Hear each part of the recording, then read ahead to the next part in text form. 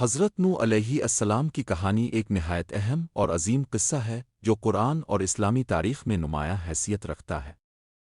یہ کہانی نہ صرف ایمان کی طاقت کو اجاگر کرتی ہے بلکہ صبر، استقامت اور اللہ کی رحمت کے درس بھی دیتی ہے۔ یہاں پر ہم حضرت نوح علیہ السلام کی زندگی کے مختلف پہلوؤں کا ذکر کریں گے، جس میں ان کی نبوت، قوم کی حالت، طوفان کشتی اور ان کے بعد کی زندگی شامل ہوں گی۔ حضرت نوح علیہ السلام کی نبوت۔ حضرت نوح علیہ السلام کا ذکر قرآن کریم میں متعدد مقامات پر کیا گیا ہے۔ وہ اللہ کے پیغمبروں میں سے ہیں اور ان کا شمار اولو العزم پیغمبروں میں ہوتا ہے۔ ان کا زمانہ ایک ایسی قوم پر گزرا جو شرک میں ڈوبی ہوئی تھی۔ لوگ اللہ کی عبادت چھوڑ کر بتوں کی عبادت کرنے لگے تھے۔ حضرت نوح علیہ السلام نے اپنی قوم کو اللہ کی واحدیت کی طرف دعوت دی اور انہیں راست پر آنے کی ترغیب دی۔ حضرت نوح علیہ السلام نے اپنی قوم کے سامنے اللہ کا پیغام پیش کیا اور انہیں سمجھایا کہ وہ اللہ کی طرف رجوع کریں اور اپنے گناہوں کی معافی مانگیں، لیکن قوم نے ان کی باتوں کو نہیں سنا اور ان کے خلاف ہونے لگی۔ انہوں نے حضرت نوح علیہ السلام کا مذاق اڑایا، انہیں جھوٹا اور پاگل کہا اور ان کی دعوت کو رد کر دیا۔ قوم نوح کی حالت انتہائی خراب تھی۔ انہوں نے ہر طرف فساد برپا کر رکھا تھا۔ حضرت نوح علیہ السلام نے اپنی قوم کے سامنے کئی بار اپنی بات پیش کی، لیکن وہ نہ تو اس پر غور و فکر کرتے تھے اور نہ ہی اپنی زندگیوں میں کوئی تبدیلی لانے کی کوشش کرتے تھے۔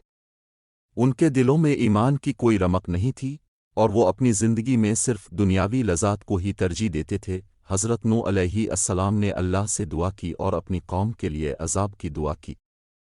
اللہ تعالیٰ نے حضرت نوح علیہ السلام کی دعا قبول کی اور انہیں طوفان کی خبر دی۔ انہوں نے اللہ کے حکم کے مطابق ایک کشتی تیار کرنے کا آغاز کیا۔ کشتی کی تعمیر۔ حضرت نوح علیہ السلام نے اللہ کے حکم کے مطابق کشتی کی تعمیر شروع کی۔ یہ ایک بڑا اور طاقتور جہاز تھا جس میں تمام مخلوق کے جوڑے حضرت نوح اور ان کے پیروکاروں کو سوار کیا جانا تھا۔ کشتی کی تعمیر کے دوران قوم کے لوگ انہیں اور ان کی کوششوں کا مذاق اڑاتے رہے۔ انہوں نے کہا کہ وہ ایک بیکار کام کر رہے ہیں کیونکہ ان کے ارد گرد کوئی پانی نہیں تھا۔ لیکن حضرت نوح علیہ السلام نے اللہ کے حکم پر مکمل یقین رکھتے ہوئے کشتی کی تعمیر جاری رکھی۔ جب کشتی تیار ہو گئی تو اللہ نے انہیں آگاہ کیا کہ عذاب کا وقت قریب ہے۔ حضرت نوح علیہ السلام نے اپنی قوم کو آخری بار سمجھانے کی کوشش کی، لیکن قوم نے ایک بار پھر ان کی بات نہیں مانی۔ طوفان کا آغاز۔ ایک دن اللہ کی طرف سے عذاب آ گیا۔ آسمان سے بارشیں ہونے لگیں اور زمین سے پانی ابلنے لگا۔ یہ پانی تیزی سے بڑھتا گیا اور ہر طرف ہلچل مچ گئی۔ حضرت نوح علیہ السلام نے اپنی کشتی میں سوار ہونے کا آغاز کیا۔ اللہ تعالیٰ نے ان کی کشتی کو محفوظ رکھا اور ان کے پیروکاروں کو بھی اپنے ساتھ سوار کیا، یہاں تک کہ جب پانی اس قدر بڑھ گیا کہ زمین اور آسمان کا فرق ختم ہو گیا تو حضرت نوح علیہ السلام نے اللہ سے دعا کی کہ ان کی قوم کی نجات ہو، لیکن اللہ کا عذاب آ چکا تھا اور ان کی قوم کا کوئی فرد بچ نہیں سکا۔ کشتی کا ٹھہراؤ۔ 40 دن تک طوفان جاری رہا۔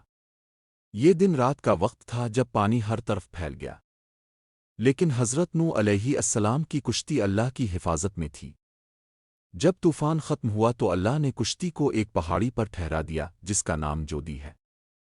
حضرت نوح علیہ السلام نے اللہ کا شکر ادا کیا اور اپنی کشتی سے باہر آئے۔ کشتی سے نکلنے کے بعد انہوں نے اللہ کے احکام کی پیروی کی اور اپنی قوم کے لوگوں سے کہا کہ وہ اللہ کی عبادت کریں اور اس کی طرف رجوع کریں۔ حضرت نوح کی قوم کا انجام۔ حضرت نوح علیہ السلام نے اپنی قوم کو بار بار سمجھایا کہ اللہ کی عبادت کریں، لیکن اب ان کے ساتھ وہی ہوا جو اللہ نے ان کے بارے میں فرمایا تھا۔ قوم نوح کے لوگوں کو طوفان کے عذاب نے نیست و نابود کر دیا سوائے حضرت نوح کے اور ان کے ساتھ جو لوگ سوار تھے۔ حضرت نوح کی زندگی بعد از طوفان۔ طوفان کے بعد حضرت نوح علیہ السلام کی زندگی میں ایک نیا دور شروع ہوا۔ انہوں نے اپنی نئی قوم کو اللہ کی عبادت کرنے کی تعلیم دی اور انہیں سمجھایا کہ اللہ کی رحمت اور معافی کا دروازہ ہمیشہ کھلا رہتا ہے۔ انہوں نے اپنے بیٹوں اور پیروکاروں کو اللہ کی راہ پر چلنے کی ہدایت کی اور اپنے تجربات سے انہیں سبق دیا۔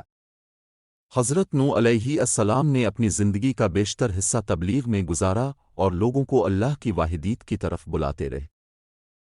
درس و تدریس۔ حضرت نوح علیہ السلام نے اپنی قوم میں علم کا روشنی پھیلانے کی کوشش کی۔ انہوں نے نہ صرف اپنے پیروکاروں کو دین کی تعلیم دی بلکہ سچائی، صداقت اور ایمانداری کی اہمیت پر بھی زور دیا۔ ان کی تعلیمات میں صبر اور استقامت کا درس بھی شامل تھا۔ حضرت نوح علیہ السلام کی وفات کا وقت آیا تو وہ اپنی قوم کے سامنے ایک عظیم مثال بن کر آئے۔ انہوں نے اپنی قوم کو اللہ کی عبادت کرنے کی ترغیب دی اور ان کے لیے دعا کی۔ ان کی وفات کے بعد ان کی قوم نے پھر سے اللہ کی راہ سے ہٹنا شروع کر دیا، لیکن حضرت نوح کی تعلیمات آج بھی لوگوں کے دلوں میں زندہ ہے۔ نتیجہ، حضرت نوح علیہ السلام کی کہانی ہمیں یہ سبق دیتی ہے کہ اللہ کا پیغام ہمیشہ سچائی، ایمان اور رحمت پر مبنی ہوتا ہے۔ صبر اور استقامت کے ساتھ اللہ کی راہ پر چلنا ہی کامیابی کی ضمانت ہے۔ حضرت نوح علیہ السلام کی کہانی ایک مثال ہے کہ اللہ کی رحمت ہمیشہ اپنے بندوں پر ناز لام ہوتی ہے اور وہ اپنے بندوں کی دعاؤں کا جواب دیتا ہے۔ یہ کہانی ایک عزم، ایمان اور اللہ کی رحمت کی مثال ہے جو ہمیں اپنی زندگیوں میں صبر و استقامت کے ساتھ چلنے کی ترغیب دیتی ہے۔ حضرت نوح علیہ السلام کی زندگی کی مثال ہمیشہ ہمیں یہ یاد دلاتی ہے کہ اللہ کی طرف رجوع کرنے سے ہی کامیابی ملتی ہے اور مشکلات کا سامنا کرنے میں اللہ کا ساتھ ہمیشہ ہمارے ساتھ ہوتا ہے۔ اختتام، یہ کہانی نہ صرف ایک دینی سبق ہے بلکہ انسانی زندگی کے ہر پہلو میں ہمت، امید اور صبر کا درس بھی دیتی ہے۔ حضرت نوح علیہ السلام کی زندگی ایک عظیم مثال ہے جو ہمیں اپنے ایمان کو مضبوط کرنے اور اللہ کی راہ پر چلنے کی ترغیب دیتی ہے۔